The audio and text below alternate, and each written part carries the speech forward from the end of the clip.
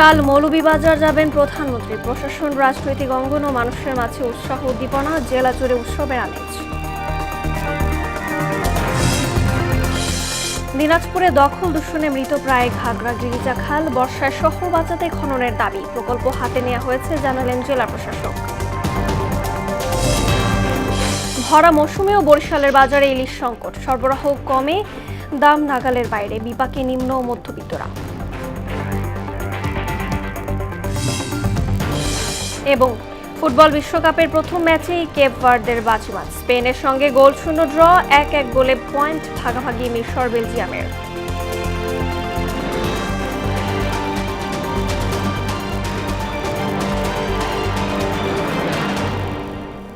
আসসালামু আলাইকুম, স্বাগত মোহনার সংবাদে। এতক্ষণ শুনছিলেন শিরোনাম, পুরো সংবাদের সঙ্গে আছে আমি রজনী রহমান। জাতীয় সংসদে চলতি 2025-26 অর্থ বছরের জন্য 56,117 কোটি টাকার সম্পূরক বাজেট পাশ হয়েছে। যেসব মন্ত্রণালয়, বিভাগ ও প্রতিষ্ঠানের ব্যয় বাজেটের মূল বরাদ্দের চেয়েও বেড়েছে, সেগুলোর অতিরিক্ত ব্যয় অনুমোদন পেল। সোমবার জাতীয় সংসদে অর্থমন্ত্রী আমির খসরু মাহমুদ চৌধুরী সম্পূরক বিল 2026 উত্থাপন করেন। পরে বিলটি কণ্ঠভোটে পাশ হয়। সংসদে সম্পূরক বাজেটের 25টি মঞ্জুরি দাবির উপর ভোট গ্রহণ হয়। এসব দাবির বিপরীতে 20 জন সংসদ সদস্য 304টি ছাঁটাই প্রস্তাবের নোটিশ দেন। পরে সব ছাঁটাই প্রস্তাব কণ্ঠভোটে নাকচ হয়। সার্বিকভাবে 2,000 কোটি টাকা কমে সংশোধিত বাজেট দাঁড়িয়েছে 7,88,000 কোটি টাকা।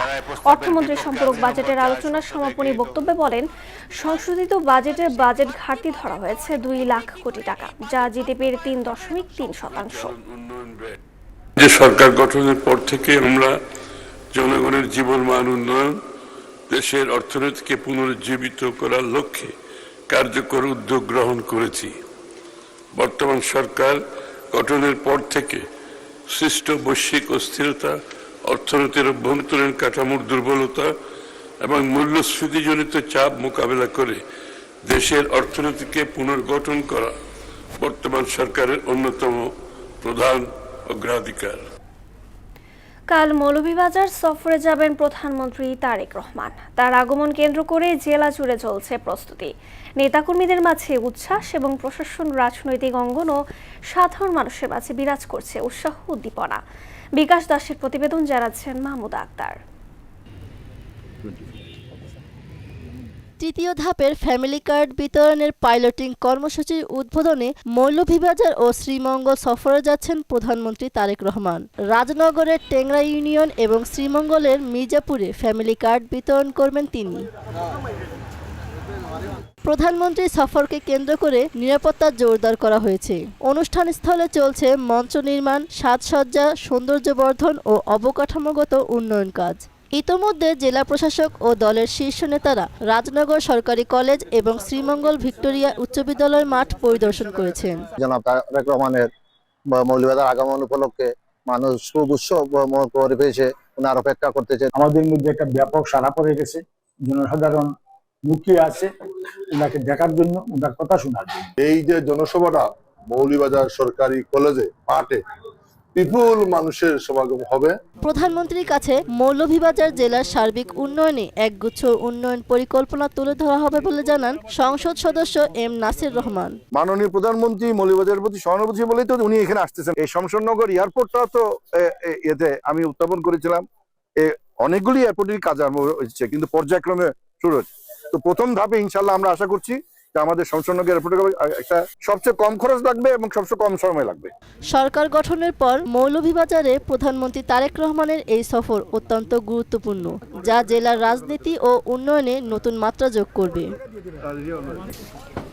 মাহমুদা আক্তার, মোহনা সংবাদ। ইউরোপ ও আমেরিকাকে অনুকরণ নয়, বাসযোগ্য, মানবিক ও দায়িত্বশীল দেশ গড়ে তুলতে গণমাধ্যমের সহযোগিতা চেয়েছেন প্রধানমন্ত্রী তারেক রহমান। সোমবার দুপুরে প্রধানমন্ত্রীর কার্যালয়ে ইলেকট্রনিক মিডিয়ার প্রধান, নির্বাহী ও বার্তা প্রধানদের সঙ্গে বৈঠকে দায়িত্বশীল, বস্তুনিষ্ঠ ও গণমুখী সাংবাদিকতার উপর গুরুত্ব আরোপ করেন সরকার প্রধান। শামীমুজ্জামান চৌধুরীর প্রতিবেদন। সচিবালয়ে প্রধানমন্ত্রীর কার্যালয়ে অনুষ্ঠিত বৈঠকে অংশ নেন ইলেকট্রনিক মিডিয়ার প্রধান নির্বাহী ও বার্তা প্রধানরা। এতে সরকার ও গণমাধ্যমের সম্পর্ক, সংবাদ পরিবেশনের মান উন্নয়ন এবং দায়িত্বশীল সাংবাদিকতার পরিবেশ তৈরির নানা দিক নিয়ে আলোচনা হয়। প্রায় 2 ঘন্টা আলোচনা শেষে সাংবাদিকদের সঙ্গে কথা বলেন তারা। তিনি যে পরিবর্তনের সূচনা করতে চান, সেই পরিবর্তনের সূচনাতে প্রধানমন্ত্রী গণমাধ্যমের সহযোগিতা চেয়েছেন। আসলে বিশেষ করে তিনি বলেছেন যে ইতিবাচক যে কাজগুলো রয়েছে সেগুলো শুধু সরকারের স্বার্থে নয়, দলের স্বার্থে নয়, দেশের স্বার্থে গণমাধ্যম যাতে এই কাজগুলোকে সমর্থন করে। তিনি পরিষ্কার বলেছেন যে আমরা দেশটাকে লন্ডন, সিঙ্গাপুর বানাতে চাই না, কিন্তু গত ফ্যাসিস্ট সরকারের আমলে যে অন্যায় হয়েছে, অবিচার হয়েছে, সেই আবর্জনা মুক্ত করে ধীরে ধীরে কিছুটা ভালোর পথে এগিয়ে নিতে চাই। যে আমরা কি সংকট ফেস করছি, বিগত 17 বছরে গণমাধ্যম কোথায় গিয়ে পৌঁছেছে, মানুষের অবিশ্বাসের জায়গায় পৌঁছেছে, আমরা সেই বিষয়গুলো প্রধানমন্ত্রীর কাছে বলেছি। উনি নিজেও এগুলোর ব্যাপারে জানেন, সচেতন আছেন, এবং আমরা সেই জায়গা থেকে কিভাবে গণমাধ্যমকে উত্তরণ ঘটাতে হয়, কিভাবে মানুষের কাছে গণমাধ্যমের গ্রহণযোগ্যতা বাড়াতে হয়, সেই জায়গায় সরকারের সহযোগিতা আমরা চেয়েছি। বৈঠকে সম্প্রচার মাধ্যম সংশ্লিষ্টরা দ্রুত মিডিয়া কমিশন গঠনের দাবি জানান। একই সঙ্গে গণমাধ্যমকে আরও কার্যকর, স্বাধীন ও জবাবদিহিমূলক অবস্থানে নিতে প্রয়োজনীয় সংস্কারের বিষয়গুলো প্রধানমন্ত্রীর কাছে তুলে ধরেন তারা। যে আমরা যারা মিডিয়া, আমরা যারা সাংবাদিক, আমরা যেন সত্যিকার অর্থে সাংবাদিকতাটাই করি।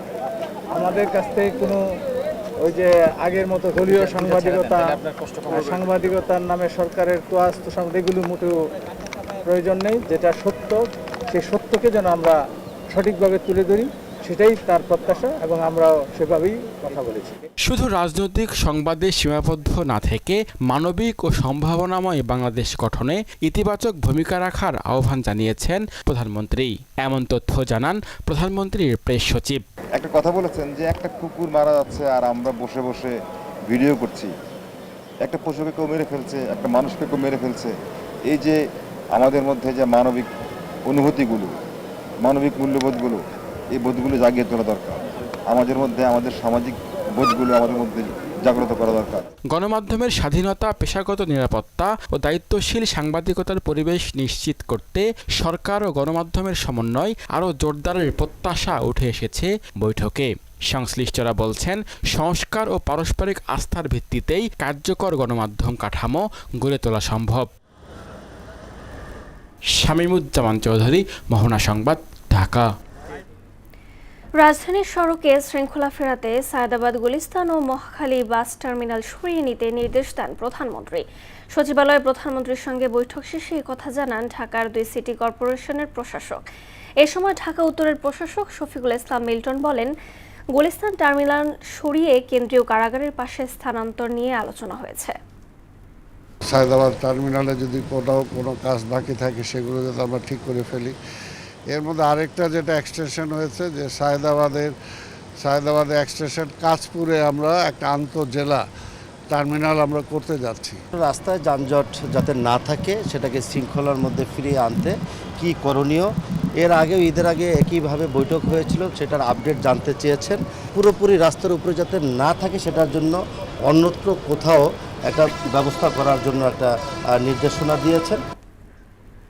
বাংলাদেশ ভারত সীমান্তে পশ্চিম সীমান্ত হত্যা ও নির্যাতন অবিলম্বে বন্ধের দাবিতে সোমবার প্রতিবাদ সমাবেশ ও বিক্ষোভ মিছিল করেছে 11 দলীয় ঐক্যজোট। পরে রাজধানীর শাহবাগ মোড়ে বিক্ষোভ সমাবেশ করে তারা। এ সময় বাংলাদেশ জামায়াতে ইসলামের সেক্রেটারি জেনারেল মিয়া গোলাম পরওয়ার বলেন, বাংলাদেশের সীমান্তবর্তী 32 জেলার জনগণ পশ্চিম রুখে দিতে বিজিবিকে সহযোগিতায় প্রস্তুত আছে। তিনি বলেন, এদেশের জনগণ কারো কোনো আধিপত্যবাদী আগ্রাসনের কাছে মাথা নত করেনি, করবেও না। এ সময় দিল্লিতে প্রধানমন্ত্রীর উপদেষ্টার প্রবেশ করতে না পারার সমালোচনাও করেন তিনি। সীমান্তবর্তী প্রায় 32টি জেলার বীর জনগণ এই পুশিনকে তারা প্রতিরোধ করতে শুরু করেছেন। আপনাদের মনে রাখতে হবে, রৌমারী সীমান্তে, সেই বড়াইবাড়ি সীমান্তে বিডিআর এর সাথে বিএসএফ এর নির্লজ্জ পরাজয়ের ইতিহাস আপনাদেরকে স্মরণ করতে হবে।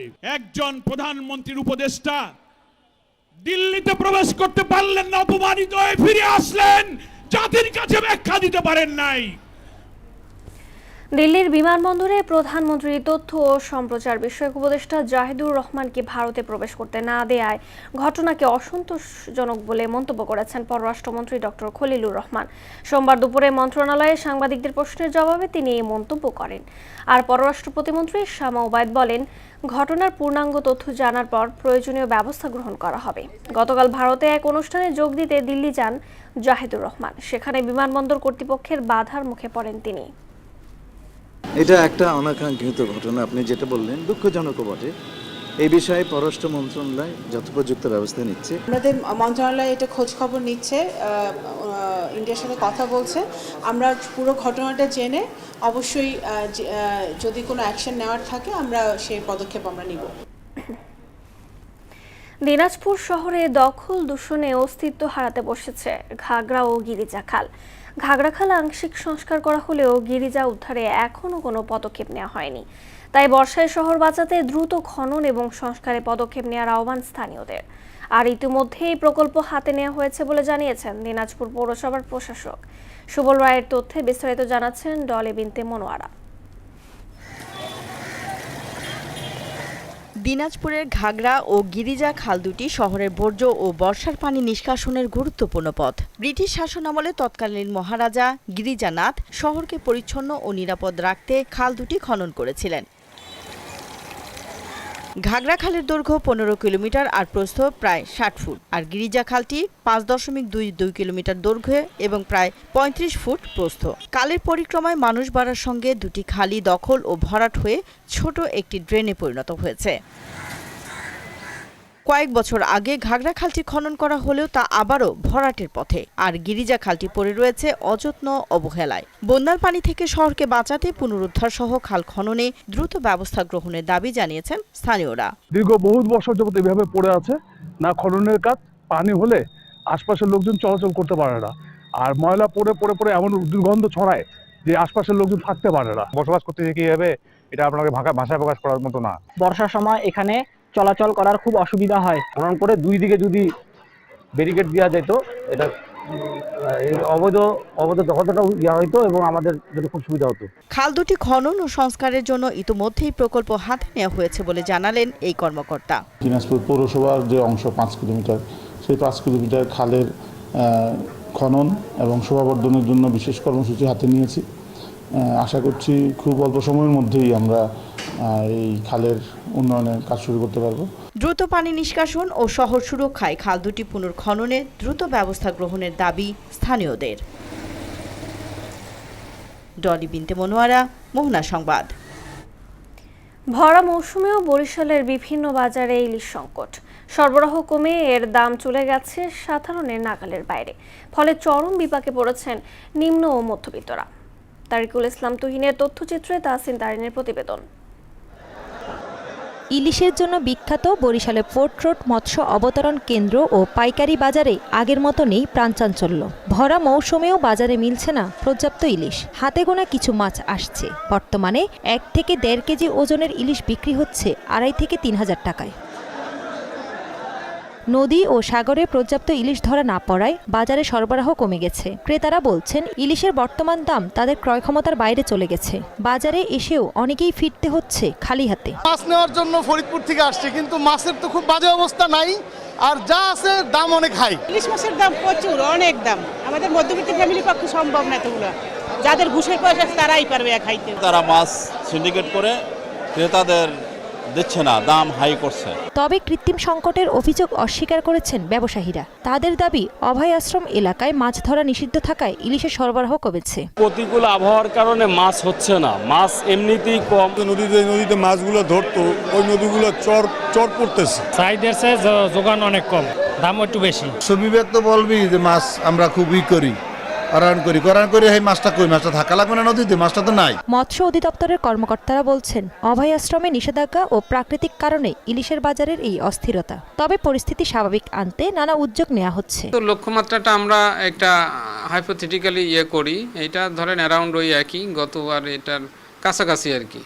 তো সেটা বিষয় না, বিষয় হলো টোটাল উৎপাদনটাই কমে যাচ্ছে আর কি। হ্যাঁ, আপনার এমনও তো হতে পারে লক্ষ্যমাত্রার চেয়ে অনেক বেশি উৎপাদন হয়ে যেতে পারে, কিন্তু সেদিকে যাচ্ছে না এখন। ভরা মৌসুমেও ইলিশ সংকটে হতাশ বরিশালের ক্রেতারা। সরবরাহ স্বাভাবিক না হলে সামনে আরও বড় সংকটের আশঙ্কা করছেন সংশ্লিষ্টরা। তাহসিন তারিন, মোহনা সংবাদ। হাম ও উপসর্গে গেল নতুন করে আরও 4 শিশুর মৃত্যু হয়েছে, আর 1036 জনের শরীরে শনাক্ত হয়েছে উপসর্গ। এই নিয়ে গেল 15 মার্চ থেকে এখন পর্যন্ত এই রোগে 563 শিশুর মৃত্যু হয়েছে, আর নিশ্চিত হামে মারা গেছে 93 জন। ফলে মোট মৃত্যুর সংখ্যা দাঁড়িয়েছে 656 জনে।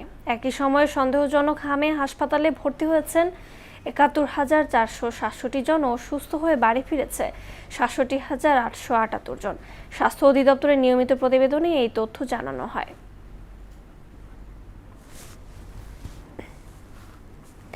বর্তমান সরকার যথাসময়ে হামে টিকা দেয়ায় মৃত্যুর হার কমে এসেছে বলে জানিয়েছেন স্বাস্থ্যমন্ত্রী সরদার মোহাম্মদ সাখাওয়াত হোসেন।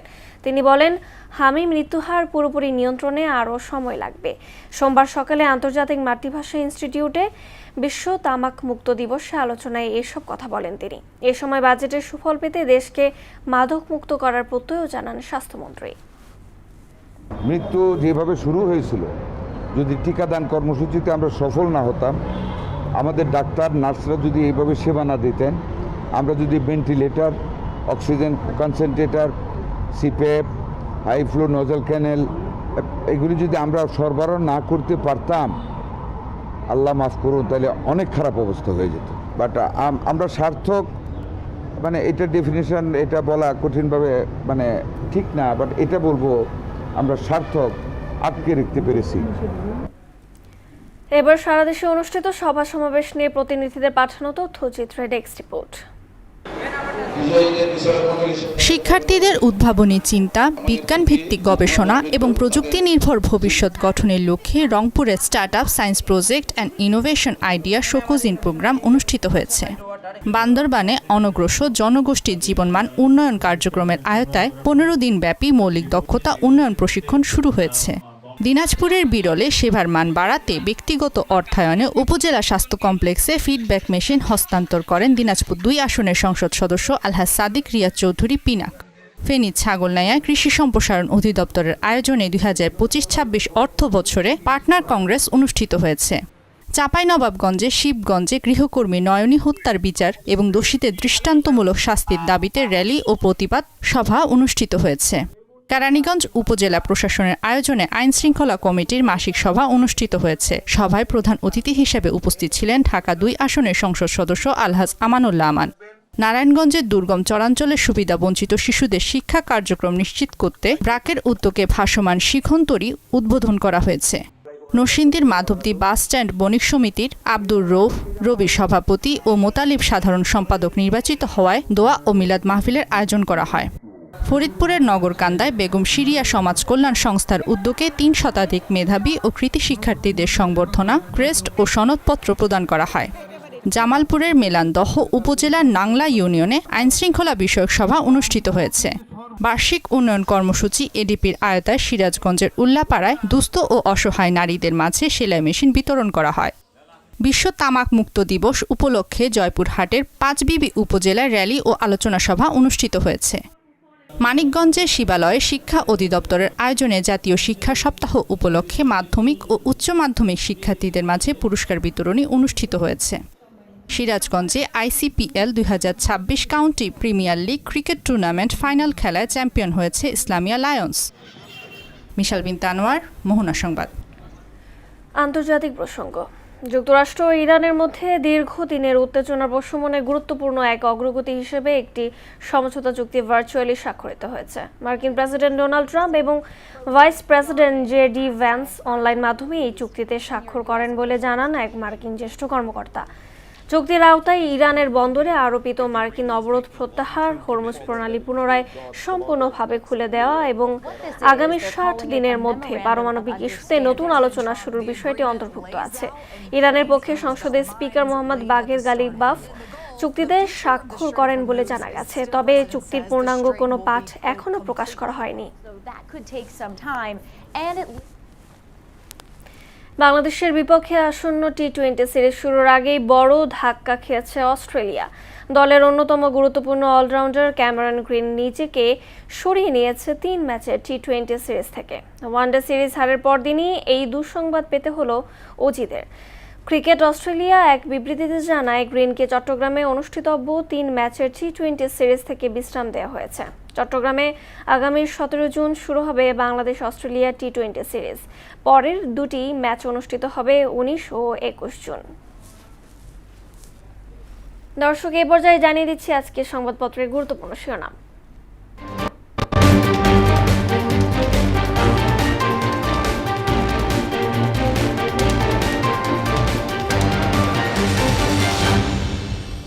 দর্শক, শুরুতেই জানিয়ে দেব প্রথম আলো সংবাদপত্রের শিরোনাম।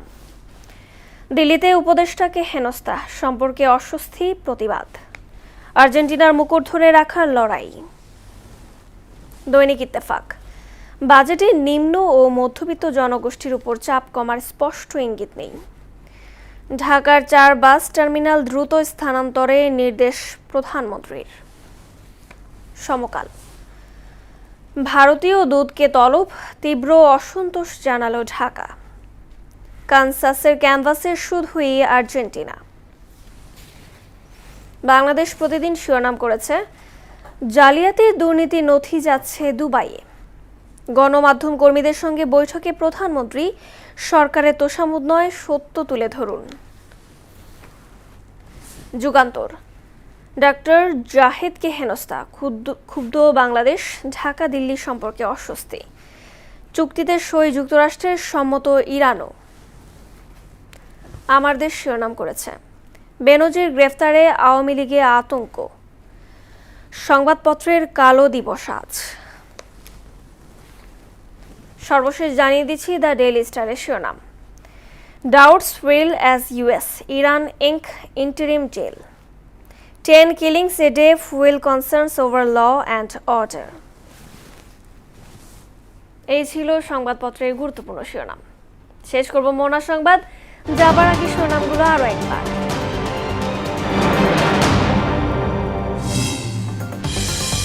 কাল মৌলভীবাজার যাবেন প্রধানমন্ত্রী। প্রশাসন, রাজনৈতিক অঙ্গন ও মানুষের মাঝে উৎসাহ উদ্দীপনা, জেলা জুড়ে উৎসবের আমেজ।